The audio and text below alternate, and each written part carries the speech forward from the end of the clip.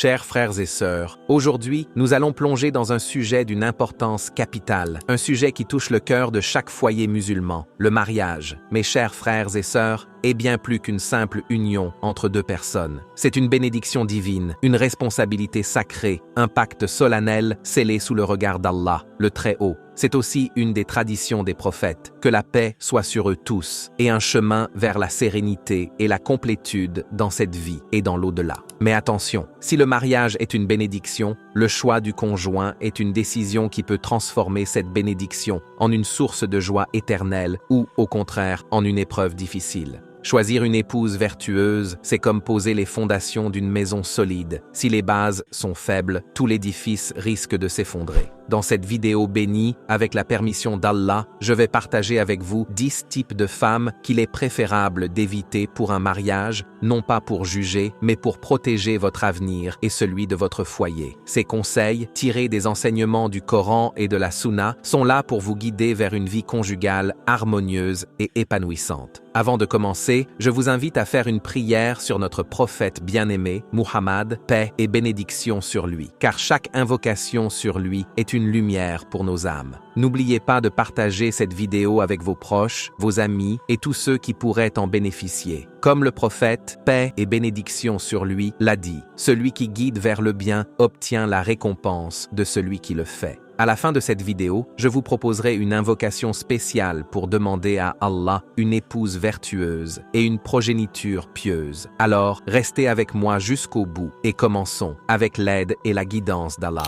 La femme envieuse. Commençons par la femme envieuse, celle qui regarde toujours ce que les autres possèdent, sans jamais se satisfaire de ce qu'Allah lui a accordé. Elle passe son temps à comparer sa vie à celle des autres, à convoiter ce qu'ils ont, que ce soit une maison plus grande, des vêtements plus luxueux ou un mode de vie qu'elle juge meilleur. Cette attitude, mes chers frères, est un poison pour le mariage. Elle épuise son mari avec des demandes qui dépassent souvent ses moyens, le poussant à se sentir insuffisant ou incapable de la satisfaire. Imaginez un homme qui travaille dur pour subvenir aux besoins de sa famille. Il rentre chez lui, espérant trouver du réconfort, mais au lieu de cela, sa femme lui reproche de ne pas pouvoir lui offrir ce que telle ou telle personne possède. Ce genre de comportement crée une tension constante, une instabilité émotionnelle et peut même mener à des disputes interminables. Allah, le Très-Haut, nous met en garde contre l'envie dans le Coran et ne tend pas les yeux vers ce dont nous avons gratifié certains d'entre eux, comme la parure de la vie d'ici-bas, pour les éprouver par cela. La subsistance de ton Seigneur est meilleure et plus durable. Le prophète, paix et bénédiction sur lui, nous a également donné un remède contre ce mal. Regardez ceux qui sont en dessous de vous et ne regardez pas ceux qui sont au-dessus de vous. Cela vous évitera de mépriser les bienfaits d'Allah sur vous. Une femme envieuse ne connaît pas la satisfaction. Et sans satisfaction, il est impossible de construire un foyer heureux. Choisissez une épouse qui pratique la gratitude, qui voit les bénédictions dans ce qu'Allah lui a donné et qui valorise les efforts de son mari,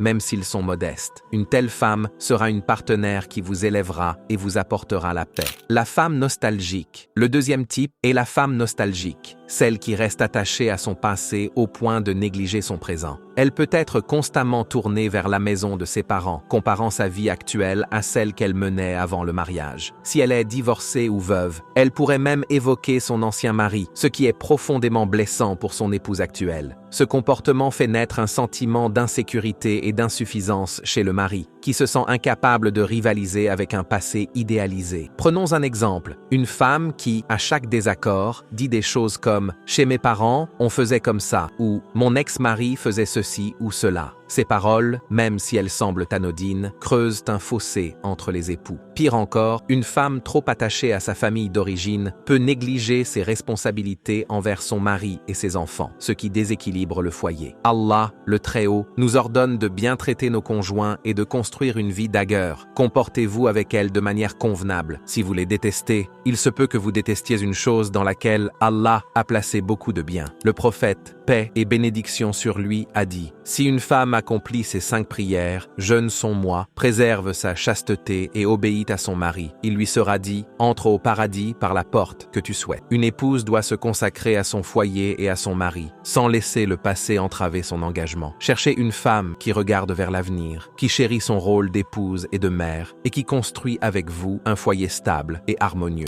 La femme plaintive. Passons au troisième type, la femme plaintive. Cette femme se lamente constamment, jamais satisfaite de sa situation, transformant chaque moment en une occasion de se plaindre. Qu'il s'agisse de la maison, des finances ou même de sa santé, elle trouve toujours quelque chose à critiquer. Elle ignore les innombrables bienfaits qu'Allah lui a accordés et se focalise uniquement sur ce qui lui manque. Ce comportement est épuisant pour son mari, qui se sent impuissant face à ses plaintes incessantes. Imaginez un foyer où chaque jour est marqué par des soupirs, des gémissements et des reproches. Ce n'est pas un foyer, c'est un lieu de tension et de tristesse. Allah nous appelle à la patience et à la gratitude. Nous vous éprouverons par la peur, la faim, la diminution des biens, des vies et des récoltes. Annonce la bonne nouvelle aux patients. Le prophète, paix et bénédiction sur lui, nous a enseigné la vraie richesse est celle de l'âme. Une femme plaintive rend la vie conjugale insupportable, car ses plaintes sapent la joie et la motivation de son mari. Choisissez une femme qui cultive la gratitude, qui voit les bénédictions dans les petites choses et qui sait que le bonheur ne vient pas de l'abondance matérielle, mais d'un cœur satisfait. Une telle femme transformera votre foyer en un havre de paix où règne la sérénité et l'optimisme.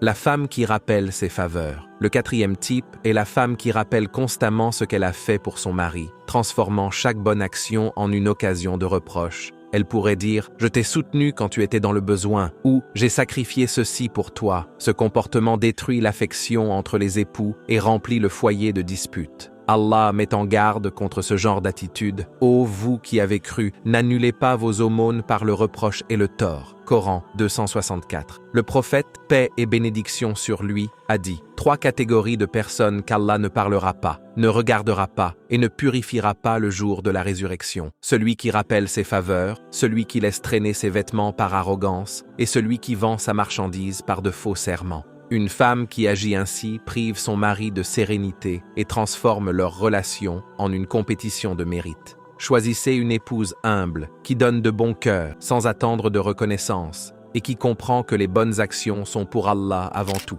La femme bavarde. Le 5e type est la femme bavarde, celle qui parle sans cesse, souvent sans réfléchir, et qui impose ses opinions avec véhémence. Elle ne laisse pas son mari s'exprimer, élève la voix dans les disputes, et remplit le foyer de bruit et de tension. Une telle attitude prive le mari de calme et de réconfort, qui sont pourtant essentiels dans un mariage. Allah nous ordonne de parler avec bienveillance. Parler aux gens avec bienveillance. Il nous met aussi en garde contre les paroles inutiles. Pas une parole n'est prononcée sans qu'un observateur attentif ne soit là. Le prophète, paix et bénédiction sur lui, a dit que celui qui croit en Allah et au jour dernier dise du bien ou se taise. Une femme bavarde transforme le foyer en un lieu de conflit où le dialogue constructif devient impossible. Cherchez une épouse qui sait écouter, qui choisit ses mots avec soin et dont les paroles apportent la paix plutôt que la discorde. Une femme sage sait quand parler et quand se taire, et ses paroles sont une source de réconfort pour son mari.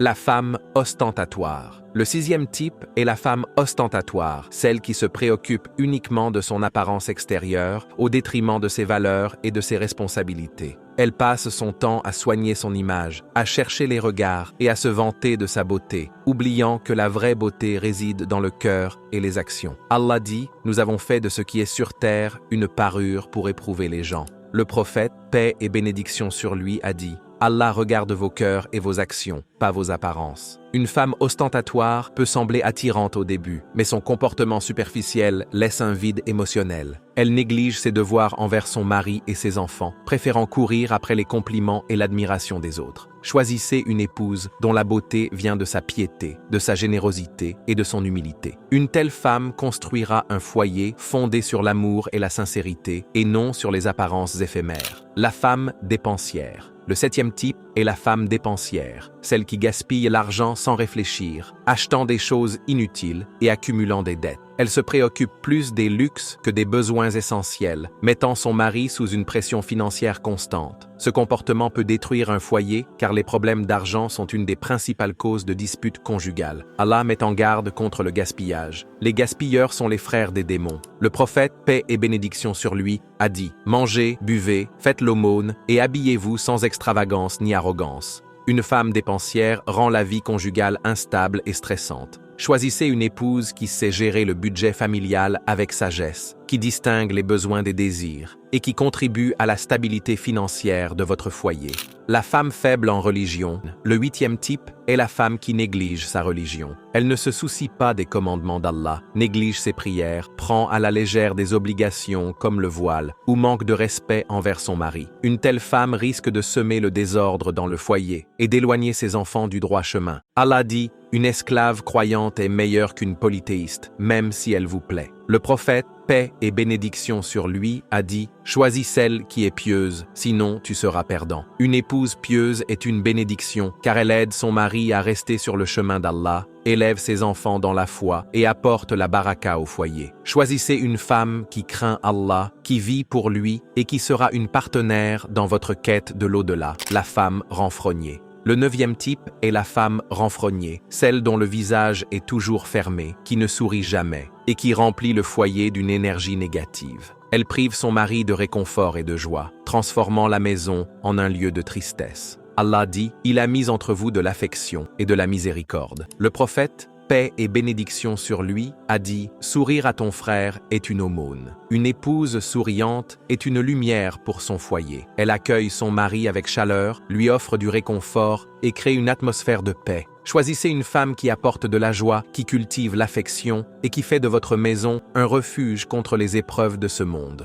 10. La femme arrogante. Enfin, le 10e type est la femme arrogante, celle qui se croit supérieure aux autres, qui méprise son mari ou son entourage et qui manque d'humilité. Son attitude hautaine crée des tensions et éloigne l'harmonie. Allah déteste l'arrogance. N'agissez pas avec orgueil sur la terre. Une épouse humble et respectueuse est un trésor, car elle valorise son mari et construit une relation basée sur l'amour et le respect mutuel. Chers frères et sœurs, répétez avec moi cette invocation pour demander à Allah une épouse vertueuse et une progéniture pieuse. Ô Allah, accorde-nous une épouse pieuse, source de paix et de réconfort. Fais qu'elle nous aide à t'obéir et remplis nos cœurs d'amour et de miséricorde. Protège-nous des femmes envieuses, nostalgiques, plaintives, arrogantes, dépensières, bavardes, ostentatoires, renfrognées ou faibles en religion. Accorde-nous une épouse reconnaissante, qui t'aime et te craint, qui nous guide vers le bien et soit une compagne dans ce monde et l'au-delà. Bénis-nous d'une progéniture vertueuse, rends nos foyers heureux et éloigne de nous les soucis. Ô Allah, guide-nous vers ce que tu aimes et agrée. Gloire à toi, j'étais parmi les injustes. Le mariage est un voyage magnifique, mais il commence par un choix éclairé. En suivant les enseignements du Coran et de la Sunna, vous pouvez bâtir un foyer rempli de paix, d'amour et de bénédiction. Si cette vidéo vous a inspiré, n'oubliez pas de liker, de partager et de vous abonner à la chaîne pour ne rien manquer. Laissez un commentaire pour partager vos réflexions ou vos propres conseils pour un mariage heureux. Qu'Allah nous guide tous vers des unions bénies et des foyers épanouis. À bientôt pour une nouvelle vidéo, Inch'Allah.